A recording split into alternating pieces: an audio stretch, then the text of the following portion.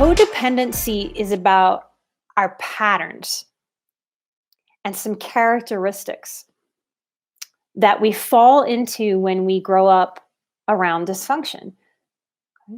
Traditionally, in the 80s, codependency was coined about the person who lived with an addict or an alcoholic, rather.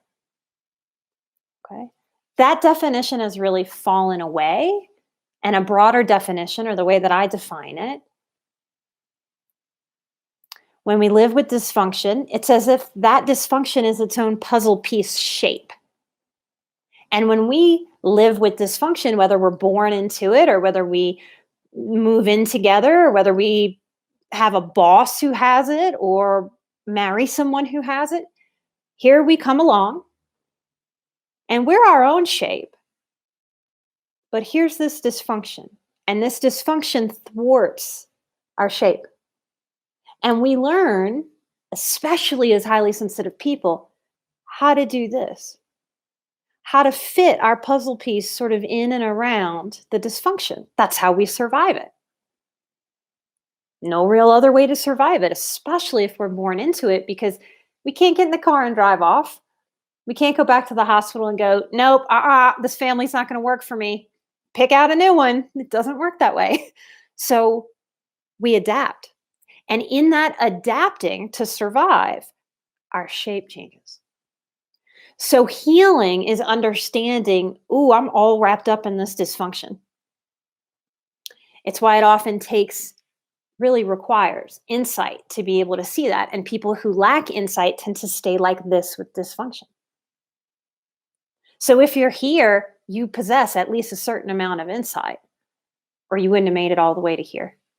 You wouldn't have been comfortable listening to my show, because I challenge you to go deep and to have insight. So people who don't have it, my show is uncomfortable for. They want to run away from it. They don't want to stick with it very long.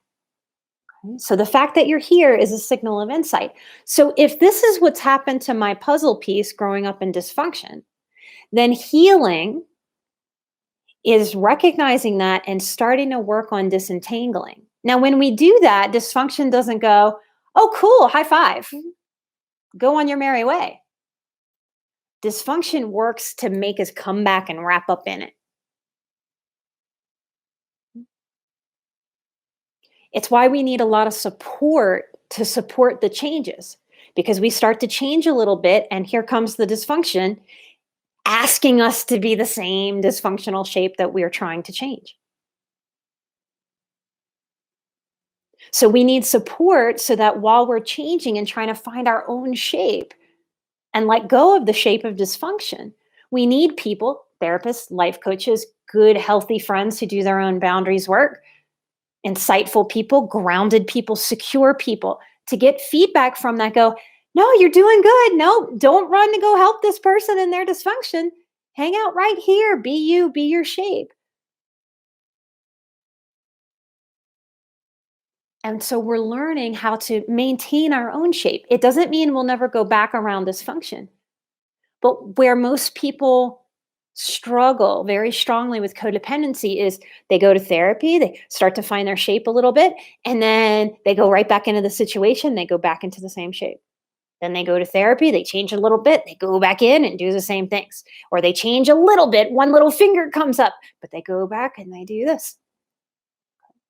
So what we're trying to do and understand, if I'm doing any decent job in explaining this, is understanding that we're trying to change that puzzle piece shape.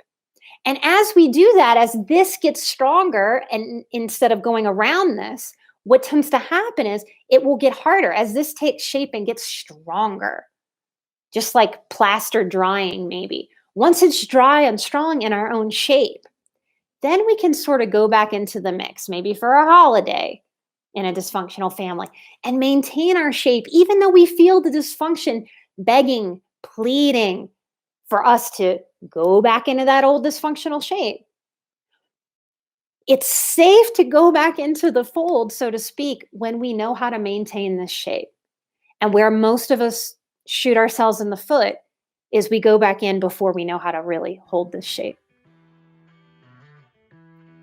Okay, that's my overgeneralized high view of codependency.